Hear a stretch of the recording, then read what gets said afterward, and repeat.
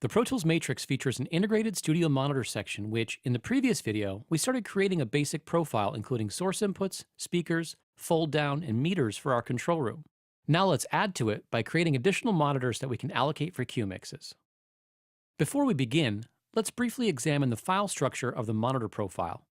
DADman has two separate configuration files, one .dms file that saves the state of the inputs, outputs, patch bay, and the configuration settings such as sample rate and synchronization. A second dmprof file is used specifically to save the monitor profile. It can be beneficial to have DADman automatically load your last saved monitor profile when the application launches, which can easily be enabled in the preferences.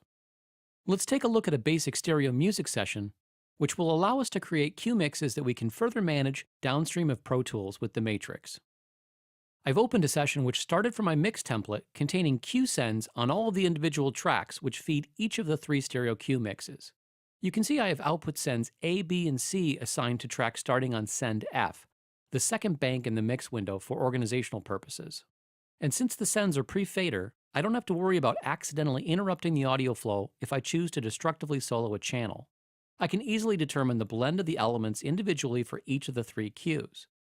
I've also added stereo master faders to each of the cues, which allows me a final gain stage with protective limiting, which is applied before the mix hits the talent's headphones. The monitoring hardware that we are using consists of two different headphone amplifier interfaces, both of which offer multi-channel Dante inputs. The Clang Quell is an exceptional fidelity monitor interface with extremely low latency, featuring 4 stereo pairs of inputs and powered by the same Brooklyn 2 chip used in the Matrix IP audio option. We've also connected a pair of Focusrite AM2 interfaces, which are portable stereo headphone amps which include line-level outputs that can be used to feed near-field monitors. Let's take a quick look at the I/O setup to see how the cue mixes are being sent out of Pro Tools and into the Matrix. If we take a look at the Output tab, you can see we have 3 stereo output paths defined, starting at channel 23 for cue A, B, and C. Let's jump back to DADman and start defining our cue mix inputs and outputs within the monitor profile. First, right-click in the monitor profile window and choose Add Monitor. Let's call this one Cue A. Single-click to rename the field labeled Monitor. This time we're going to designate the monitor mode as Q and set the Yukon mode to Monitor A, which will show up on the top left encoder of the S6 interface. For this first cue, we're going to use one of our 2 Focusrite AM2 interfaces as the destination. Click on Outputs and choose Add New Set. Let's call this AM2A since we have 2 units. Now let's assign the output channels to Dante. We're going to use channels 9 and 10 of our Dante IP option, and let's also label them appropriately.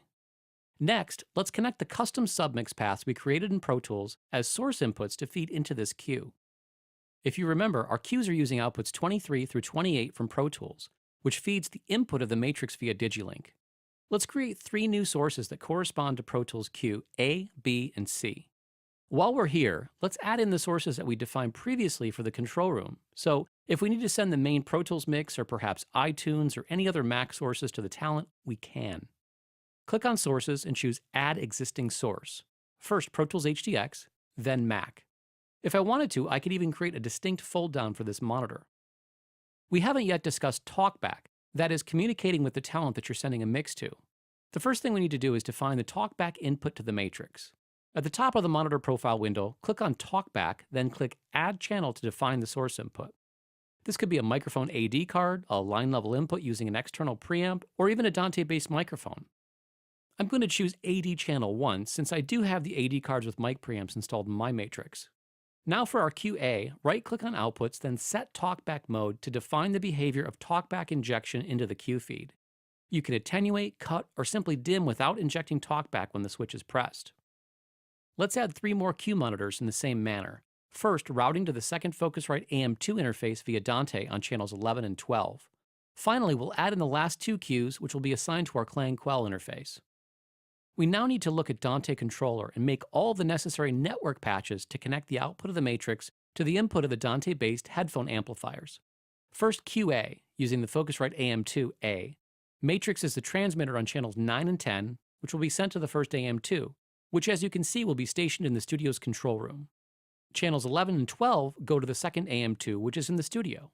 Finally, channels 13 through 16 of the Matrix get patched to the Clang Quell, which also resides in the studio, with 4 stereo pairs available.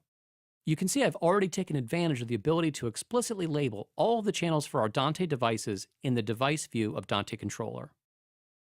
In the previous video, we looked at setting the monitor mode as either Q or master. Let's take advantage of this now. If we go back into the control room monitor, we can add in existing sources for the cues that we just created. This gives us the ability to listen to and QC the monitor mixes that we're sending to talent from the comfort of the control room.